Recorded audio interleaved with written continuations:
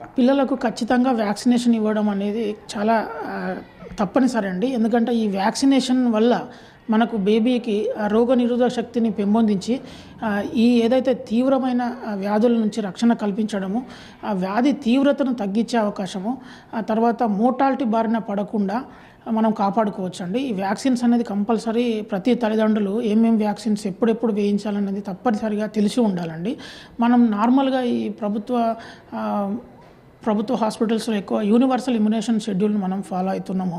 ముఖ్యంగా పుట్టిన వెంటనే మనకు బేబీస్కి వేయాల్సిన వ్యాక్సిన్స్ విషయానికి వస్తే బీసీజీ వ్యాక్సిన్ అండి. కంపల్సరీ పుట్టిన తర్వాత మనము బేబీ ఆరోగ్యంగా ఉన్నప్పుడు మనం బీసీజీ వ్యాక్సిన్ వేయించాల్సి ఉంటుంది.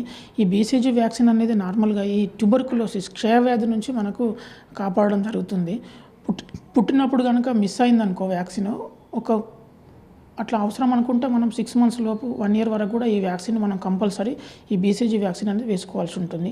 ఇంకొక వ్యాక్సిన్ పుట్టినప్పుడు వేయాల్సింది పోలియో వ్యాక్సిన్ అండి. కంపల్సరీ మనం పోలియో వ్యాక్సిన్ వేయాలి. దీని ద్వారా మనం పోలియో వైరస్ను నిర్మూలించవచ్చు. ఫర్దర్గా బేబీలో వచ్చే ఈ పారాలసిస్ ఏదైతే వ్యాధి ఉందో దాన్ని మనం కంట్రోల్ చేయవచ్చు. ఇంకొక 3వ వ్యాక్సిన్ వచ్చేసి హెపటైటిస్ బి వ్యాక్సిన్ అండి. కంపల్సరీ హెపటైటిస్ బి వ్యాక్సిన్ మనం వేసుకోవాలి. దీనివల్ల తల్లికి ఒకవేళ హెపటైటిస్ బి ఉన్నట్టయితే పుట్టిన వెంటనే బేబీకి హెపటైటిస్ బి వ్యాక్సిన్తో పాటు హెపటైటిస్ బి ఇమ్యూనోగ్లోబులిన్ కూడా మనము వేయించాల్సి ఉంటుంది. ఇవి పుట్టినప్పుడు వేసే వ్యాక్సిన్స్ అండి.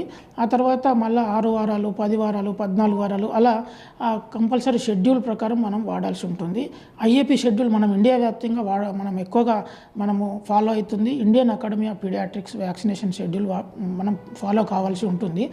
దీని ప్రకారం చూసుకున్నట్టయితే కొన్ని వ్యాక్సిన్స్ మాత్రమే మనకు ప్రభుత్వ హాస్పిటల్లో లభ్యంగా ఉన్నాయి. కొన్ని అక్కడ దొరకని వ్యాక్సిన్స్ మాత్రం ఖచ్చితంగా ప్రైవేట్ హాస్పిటల్స్లో మనం వేసుకోవాల్సి ఉంటుంది. ఇందులో గమనించినట్టయితే ముఖ్యంగా ఫ్లూ వైరస్ కావచ్చు, రెగ్యులర్గా yearly once flu vaccine cover చేసుకోవాలి.